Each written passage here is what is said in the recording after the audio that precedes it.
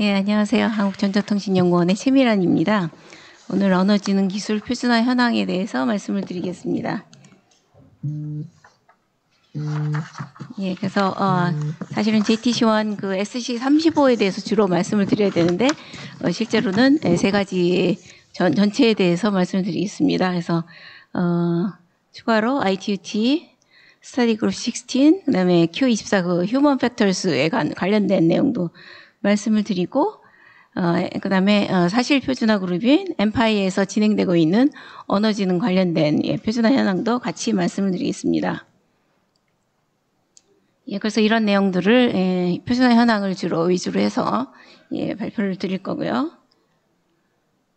그래서 원래 이제 언어지능의 개념이라는 것은 이전에는 사실은 AI가 이제 지금 굉장히 유행을 타고 있는데 그 전까지는 AI를 선두로 내보내지 못했어요. 다들 아시겠지만 AI가 잠깐 반짝하다가 조금 들어갔기 때문에 그 얘기는 사실 AI라는 말을 좀 빼고 자연어 처리 뭐 이렇게 해가지고 쭉 저희들이 개발을 했는데 지금 AI가 다시 또 각 사람들한테 이제 인기를 끌면서 저희도 그냥 AI를 붙였죠. 근데 실제로는 AI 맞습니다. 그래서 언어지능이라는 말로 이렇게 지금 얘기를 하고 있는데 사람의 그 어떤 언어에 대한 어떤 분석을 해가지고 그 말에 대한 이해를 하고 그게 텍스트로 써 있건 아니면 스피치로 나오건 이해를 일단 의미를 이해를 해야 되니까요. 이해를 하고 그래서 분석해서 어떤 생성을 하고 그래서 요즘에 나오는 그 아주 인기를 끌고 있는 챗GPT 그게 바로 이제 언어지능을 활용한 그런 기술입니다. 그래서 이제 지식화를 하고 이런 것을 다루는 기술로 대표적으로 다들 아시겠지만 정보 검색이라든가 어떤 질의를 자연어로 말했을 때 대답해주는 질의응답, 그 다음에 대화 처리. 요새 챗GPT 되게 말도 잘하죠. 굉장히 그럴듯하게 말하고 그리고 질문 같은 거 던지면 굉장히 잘해주고요. 그 다음에 요즘 뭐 호텔 같은 거 검색했을 때 호텔에도 여기에 커멘트를 쭉 썼는데 뭐 400개, 500개 이렇게 커멘트가 있으면 일일이 읽기가 좀 귀찮잖아요. 그래서 거기에 대해서 어떤 요약해주는 서비스가 요즘에 많이 붙어 있습니다. 그래서 이런 식으로 자연어 처리를 옛날에는 그것이 이제 좀 불완전했을 때는 사실 읽어보고 말이 안 되는 말이 나오고 그러면 다시 안 쓰고 그러는데 요즘은 워낙 자연스럽게 잘 되기 때문에 이런 딥러닝의 결과죠. 그래서 많이 사용이 되고 있습니다. 그래서 이제 지금은 어떻게 보면 언어지능을 빼고는 우리가 서비스에서 생각할 수 없을 정도로 굉장히 편리한 서비스를 많이 만들어내고 있습니다. 그래서 여기 이제 보여지듯이 질의응답, 뭐 자동 번역, 정말 요새 통번역 잘 돼가지고 외국 나가가지고 그 어려움이 없죠. 뭐 중국 같은 데 가서도 길을 잃어버릴 어려움도 없고, 예전에는 이제 그 길을 잃어버리면 좀 물어볼 사람이 없었어요. 중국말 모르니까 중국 사람한테 물어볼 수 없고, 지나가는 외국인한테 물어보면 중국 여자가 막 따라오니까 무서워서 도망가고 이래가지고, 그 어떤 통번역이 잘 안 됐을 때는 굉장히 어려움이 있었는데 지금은 어디 가나 굉장히 편리하게 사용하죠. 그래서 이런 내용들이 이제 언어지능이라고 볼 수가 있고요. 그래서 SC35에서는 이제 그 유저 인터페이스 전체를 다룹니다. 그래서 어떻게 보면 여기서도 언어지능이 굉장히 중요한 역할을 하고 있는데, 그 원래 굉장히 오래된 그런 그룹이고 프랑스에서 이제 그 세크레터리엇을 하고 있고요. 그래서 여기 보면은 이제 1998년에 새로 시작한 그룹이고, 그래서 워킹 그룹 1부터 10까지 있는데 중간에 이제 빠진 그룹, 없어진 그룹들이 있고요. 거기에서 워킹 그룹 1은 키보드 뭐 이런 거, 그다음에 어떤 인풋에 관련된 어떤 디바이스 또는 거기에 대한 인터랙션에 대한 표준들을 다루고 있는데 여기는 한국의 그 에투리의 정혁 박사님이 이제 컨비너 하고 계시고요. 그래서 지금 진하게 한 거는 좀 중요한 그룹이라서 이렇게 진하게 하였습니다. 그래서 워킹 그룹 5는 Cultural and Linguistic Adaptability인데 여기서 주로 언어지능에 관련된 그런 표준들을 그 개발을 하고 있고요. 이건 이제 프랑스에서 가지고 있는 거고 워킹 그룹 9은 이제 그 Natural User Interface and Interaction이라고 해가지고 NUI를 주로 다루고 있고 건국대 김지인 교수님이 컨비너를 하고 계십니다. 그래서 이것도 지금 시작한 지 몇 년 안 된 새로운 그룹이고, 그다음에 워킹그룹 10은 중국에서 그 이모션 관련된 어펙티브 컴퓨팅 유저 인터페이스를 하고 있습니다. 그래서 어떻게 보면 이렇게 새로 생긴 그룹들이 요즘 기술을 많이 반영한다고 볼 수가 있겠습니다. 그리고 여기서 이제 SC35에서 중요한 그룹으로 워킹그룹 6가 있는데, 여기서 UI 그 액세서빌리티를 다루고 있습니다. 그래서 언어지능이 여기에도 관련된 그런 표준에 또 관련된 내용이 있습니다. 그래서 여기서 SC35에서는 그 다른 표준들도 많이 있지만 저희는 주로 이제 자동 통역에 대한 그런 시스템 표준화 거기에 참여를 했습니다. 저희가 주도해서 참여를 했습니다. 그래서 20382 1하고 파트 1, 파트 2 어떤 face to face speech translation이라는 표준을 2017년에 승인을 받고 이거를 이제 평창 올림픽에서 활용을 했습니다. 그래서 이제 표준 개발할 때 제가 빨리빨리 하는 편이 아닌데 이 평창 올림픽 그 기간이 있기 때문에 2018년 그 전에 꼭 해야 된다고 막 많이 압력이 들어왔어요. 그래서 이건 표준 승인하는데 굉장히 빠르게 진행된 그런 표준입니다. 그래서 사실 이거 대면 상황에서 서로 특별히 유저 인터페이스를 위한 어떤 버튼을 누르지 않아도 가까이만 가면 어떤 이 사람의 언어를 양쪽 언어를 인지해서 자동으로 연결을 시켜주고 봐서 이제 한국말 쓰는 사람은 한국말을 그다음에 영어 쓰는 사람과 연결했을 때 한국어에서 영어로 이제 통역해주는 자동적으로 하는 부분이 많은 그런 내용들입니다. 그래서 이제 그 다음 후속 표준으로 동시 통역 시스템 표준화가 지금 진행이 되고 있고요. 이것도 이제 저희 한국에서 주도를 하고 있고요. 그래서 파트가 3개인데, 파트 1 일반사항, 파트 2 어떤 요구사항, 그 다음에 기능에 대한 어떤 정의, 그 다음에 이 시스템의 아키텍처 파트 3에서 이제 진행이 되고 있고, 여기 그림에 보시다시피 어떤 웹에서 컨퍼런스를 할 때 그 자동 통역을 바로바로 시켜준다든가 아니면 통화를 할 때 바로 그 사람과 사람 사이에 그런 통역을 동시 통역을 해준다든가 굉장히 편리한 그런 시스템에 대해서 저희가 이제 연구 개발해서 시스템도 만들고 거기에 대한 표준화를 진행을 했는데 거의 지금 이제 완료가 돼서 사실 2023 올해 말에 발간 예정이고요. 조금 늦어지면 이제 내년 초에 완성될 예정입니다.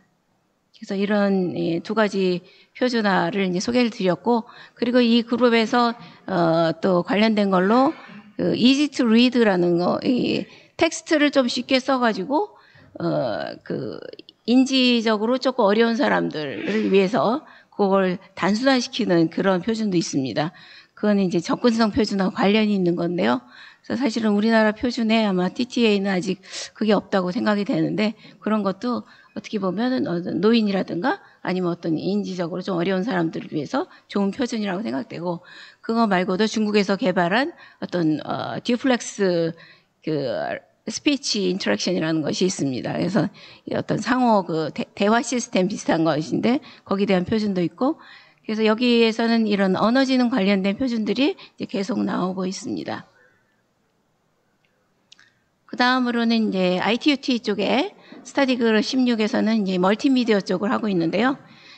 그 중에서 Q24는 이제 제가 라포츠를 하고 있는 그룹입니다. 그래서 Human Factors for Intelligent User Interface라 그래서 여기 이제 처음에 원래는 Human Factors만 있었는데 거기 요즘에 AI 그 트렌드를 반영해서 Intelligent User Interface를 집어넣습니다.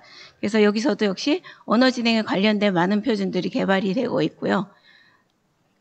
여기 보면은 현재 사실 여기 기존의 표준화 항목들은 언어지능 관련된 것들이 많이 있습니다. 근데 그거는 생략하고 지금 진행되고 있는 거 위주로 말씀을 드리면 어떤 하이브리드 워크 환경에서 예를 들면 줌이라든가 이런 회의에서의 그 코로나 그런 환경에서 같은 효율적인 대화 시스템 요구사항이라든가 그다음에 가상공연, 인터랙티브 가상공연, 예술 서비스 프레임워크, 고령자를 위한 지능형 사용자 인터페이스 요구사항, 이것도 이제 여기 보시면은 제목들이 거의 최근 그 상황을 반영한 그런 그 항목들입니다. 수면 관리 서비스를 위한 상호 운영성 프레임워크라든가 주로 휴먼 팩터스 또는 어떤 언어지능 이점 관련된 그런 표준을 개발을 하고 있습니다. 그래서 여기서 보면 이렇게 파랗게 진하게 칠한 것이 언어지능 관련된 거고, 그래서 그 두 번째 줄의 맨 오른쪽에 있는 인공감성지능 기반 상담 서비스 기능, 그 상담도 사실 언어지능을 이용해서 자연스럽게 상담을 할 수가 있습니다. 그래서 여기에 대한 요구사항을 표준으로 개발해서 이거는 이미 제정이 되었습니다. 그래서 이 중에서 이제 몇 가지 말씀을 드릴 건데요. 아까 말씀드린 하이브리드 워크 환경에서 효율적인 대화 시스템 요구사항은 한컴에서 이제 제안을 했고, 이거 제안하신 분이 이제 어떤 신진 표준화 전문가로 이제 새로 발굴이 되신 분인데 굉장히 열심히 하고 계시고요. 여러 그룹에서 또 활동을 하고 계셔서 굉장히 우리가 기대가 많은 그런 분입니다. 그래서 여기서 이제 보면은 어떤 대화 시스템을 위한 어떤 구조를 이렇게 만들고 거기에 필요한 기능적인 그런 블록들을 정의를 하고 거기서 어떤 그 기술 요소들이 필요한지 그거를 뽑아내서 어떤 데이터 포맷도 정의하고 그런 내용입니다. 그래서 사실 제목은 요구사항이지만 우리 보통 요구사항 할 때 그냥 요구사항만 제시하는 게 아니라 거기 뒤에 배경이 되는 시스템까지 저희가 정의를 하고 있습니다. 그런 내용이고요. 그 다음에 요거는 요즘 또 굉장히 인기 좋은 디지털 휴먼, 거기에 커스터마이제이션 프레임워크라고 해가지고 디지털 휴먼을 이제 우리 아바타라고 흔히 생각을 할 수가 있죠. 그래서 아바타하고는 조금 다르긴 하지만 디지털 휴먼의 뭐 한 종류가 아바타라고 생각을 하면 됩니다. 그래서 디지털 휴먼을 만들 때 이거는 뭐 회사마다 각자 만드는 것도 물론 가능하지만 어떤 공통된 특성들을 이렇게 표에서처럼 이렇게 뽑아내면은 그러면 이제 개발할 때 훨씬 도움이 되죠. 그래서 어떤 표준의 어떤 역할을 할 수가 있기 때문에 여기 보면은 예로 테이블 3의 쉐입 피처즈를 뽑아냈습니다. 그래서 이 표준에서는 이런 식으로 커스터마이제이션을 위한 피처들을 정의를 하고 그다음에 어떠한 데이터 포맷들이 필요한지를 추천을 하고 제안을 하는 그런 표준이 되겠습니다. 그래서 여기 보면 뭐 얼굴들이 이렇게 나오면 얼굴 중에서도 어떤 형태의 얼굴을 만드는 것이 좋은가? 아니면 거기 얼굴의 모양이라든가 색깔이라든가 이런 걸 다 피처로 뽑아서 이런 걸 정의하는 게 좋겠다. 그걸 제안한 그런 내용들입니다. 그래서 클레온에서 이거는 제안을 했습니다. 지금 진행되고 있는 이제 고령자를 위한 지능형 사용자 인터페이스 요구사항인데 이건 사실 최근에 진행이 되고 신규 아이템으로 개발 시작이 됐고요. 그 한국 스마트 의료기기에서 제안을 한 거고 저와 함께 이거는 개발을 하고 있습니다. 그래서 이거는 제목에서 아실 수 있겠지만 고령자의 특성을 반영해서 유저 인터페이스 어떻게 해야지 편리하게 사용을 하는지 뭐 예를 들면 키오스크 같은 것도 고령자들이 사용하기 조금 어렵거든요. 사실 뭐 약간 젊은 분들도 어떤 분들은 사용하기 좀 어려운 경우도 있고 그랬을 때 그런 편리성을 어떻게 제공을 해야지 이거를 잘 사용할 수 있는지 그런 휴먼 팩터를 고려해서 어떻게 만들 것인가 어떤 것을 요구사항을 넣을 것인가에 대한 그런 표준입니다. 지금 여기 시간이 안 나와서 잘 모르겠지만 하여튼 좀 되도록 빨리 진행을 하겠습니다. 마지막으로 그 사실 표준화 그룹인 엠파이 그룹에서의 언어지능 표준화 현황에 대해서 말씀을 드리겠습니다. 엠파이 그룹은 여러분들 잘 모르시겠지만 이거는 엠팩의 의장이셨던 레오나르도가 설립하신 그런 비영리 국제표준 단체로 인공지능 기술을 위해서 기반의 어떤 다양한 어플리케이션이라든가 그런 비디오 코딩 그런 거 표준 개발을 목표로 2020년에 코로나 시절에 만들었습니다. 그래서 2020년 9월 30일에 창립 총회를 했고 지금 15개 국가 40개 단체 회원들이 참여를 하고 있고요. 한국에서도 한 10개 미만이지만 아주 굉장히 적극적으로 활동을 하고 있고 제가 여기서 바이스 체어를 맡고 있습니다. 그래서 이제 여기 보면은 회원은 사실 A 멤버가 있고 P 멤버가 있는데 P 멤버는 이제 조금 더 여기 경영에 또 좀 약간 참여를 하는 그런 멤버고 그래서 애투리는 P 멤버로 참여를 하고 있고요. 그리고 다른 기업체들이 많이 활동을 하고 있습니다. 그래서 이거는 지금 온라인으로 계속 진행을 하고 있습니다. 그래서 오프라인 회의는 한 번도 안 한 상태고 근데 지금 만들어진 지 얼마 안 됐는데 표준은 지금 한 10개 이상 지금 발표가 되고 승인이 됐습니다. 그 중에 하나가 이제 저희 언어지능 관련된 예, 그런 표준이고요. 지금 사실은 AI 프레임워크라고 엠파이 AIF를 먼저 정의를 하고 그리고 이제 표준을 개발을 시작을 했습니다. 그래서 이런 어떤 프레임워크를 하나 만들어 가지고 어떤 AI 기술에 있어서의 그런 어플리케이션 표준은 어떻게 만들어질 것인가를 생각을 해서 그래서 여러분들이 보시다시피 이렇게 되나요? 예. 어떤 모듈로 구성을 해가지고 이런 걸 전체 시스템을 AI 모듈이라는 걸로 만들어 놓고 필요한 모듈들을 구성을 해서 커다란 프레임워크에서 예, 어떤 시큐리티 펑션도 넣고 어떤 커뮤니케이션 펑션도 넣고 해서 이런 큰 틀을 만들고 이걸 기반으로 해서 예, 표준을 만드는 그런 방식을 취했습니다. 그래서 멀티모델 컨버세이션이 여기서 만들고 있는 언어지능 관련된 예, 그런 그룹인데요. 엠파이 MMC고 예, 제가 여기서 그룹장을 맡고 있고요. 그래서 저희가 이제 몇 개의 유스 케이스를 기반으로 해서 어떤 아키텍처를 예, 정의를 하고 그다음 데이터 포맷, 그다음에 어떤 인터페이스 이런 걸 정의를 하고 있습니다. 그래서 뭐 예를 들면은 이 유즈 케이스 중에 하나가 어떤 감성을 기반으로 한 대화 시스템입니다. 그래서 이런 아키텍처를 하나 구성을 했는데 여러분들이 예, 보시면 뭐 대강 짐작을 하실 거예요. 처음에 어떤 인풋으로 어떤 스피치라든가 어떤 사진이나 비디오 같은 게 들어오면 그거를 분석해서 그 다이얼로그를 할 때 대화를 할 때 활용을 하고 그다음 이 사람의 얼굴 표정을 보고 말투를 보고 이 사람이 어떤 기분이라는 걸 파악해서 대화를 해서 거기에 반영을 해서 뭐 위로를 건넌다든가 아니면 거기에 대해서 반박을 한다든가 이런 식으로 다이얼로그를 이제 하는 거죠. 그래서 이런 컨버세이션이고 그다음에 내보낼 때도 스피치로 내보낼 수도 있어요. 아웃풋을 그다음에 텍스트로 내보낼 수도 있고 아니면은 어떤 사진 아니 비디오로 내보내는데 그 입모양을 말하는 입모양으로 어떻게 보면 이모션을 포함해서 얼굴 표정까지 예, 내보내는 예, 이런 구조입니다. 그래서 여기서 이제 립 애니메이션 쪽은 클레온에서 예, 담당을 했고요. 예, 나머지 부분들은 여기 참여자들이 예, 나눠서 이렇게 개발을 했습니다. 그래서 이 MMC 표준은 지금 버전 1하고 2까지 나간 상태고요. 계속 이제 개발을 할 예정이고요. 그리고 이 표준들은 다 IEEE의 표준으로 공동 표준으로 예, 승인까지 받은 상태입니다.